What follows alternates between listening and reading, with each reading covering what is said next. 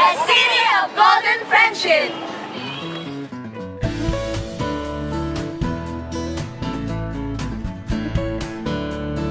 Specially mentioned as one of the emerging cities of tomorrow by the United Nations, Cagayan de Oro is not just a home to friendly people, but also a home to historical and modern sculptures.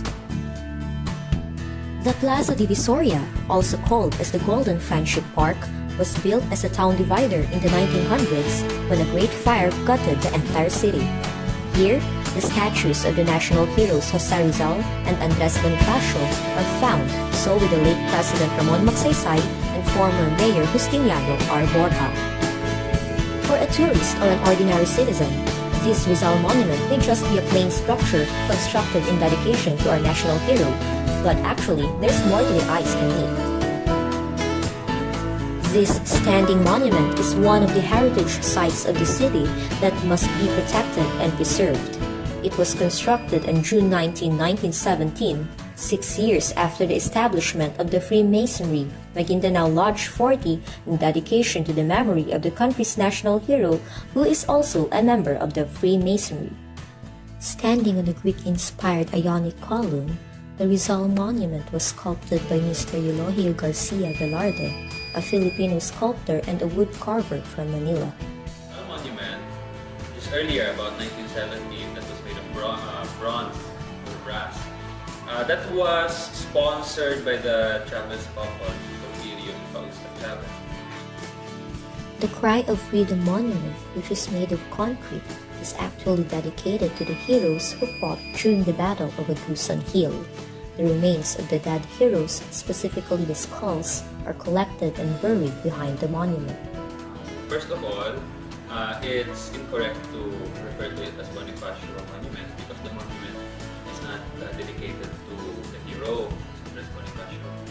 Instead, the monument can be called as, well, it says there, Al Pueblo a sus Heroes.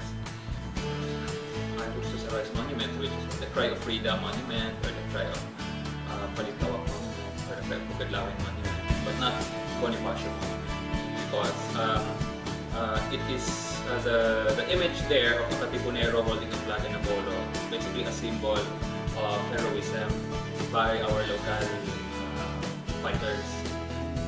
The J.R. Borja monument was made by Napoleon Abueva, the father of modern Philippine sculpture.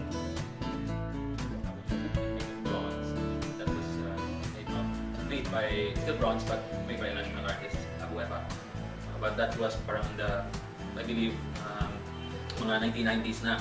1990s commemorating the contribution of Borja in building Cagayan de Oro. It was because Borja was very instrumental in developing the city, still recovering from World War. The monument of President Magsaysay is also made of concrete and is standing in front of an obelisk. If you happen to pass by Don Apolinar Velas Street, you will see the works of famous Filipino constructivist sculptor Eduardo Castrillo.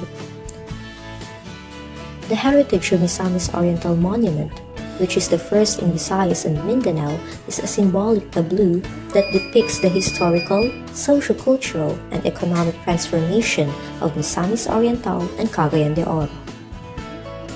All the human figures are in double life-size, intricately sculptured with a typical Castrillo constructivism method out of number 14 and 16 thick brass sheets, while the 14 by 14 meter base was formed out of the original obelisk enhanced by fine tiles and mosaic glass.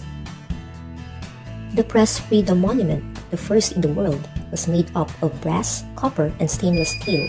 It was inspired by an incident in the province where an investigative journalist was killed. It depicts a radio man and a newspaperman, both at work and the radio man cuddling a fallen companion. Erected at the Delara Provincial Capital Park, it was entitled Suppressing the Voice of the People as tribute to the slain members of mass media. Etched at the back of the monument are the names of the killed journalists and the place and date where they were killed. Every new name will be added to the list when necessary. Indeed, these sculptures and monuments really shape the cultural heritage of Cagayan de Oro City.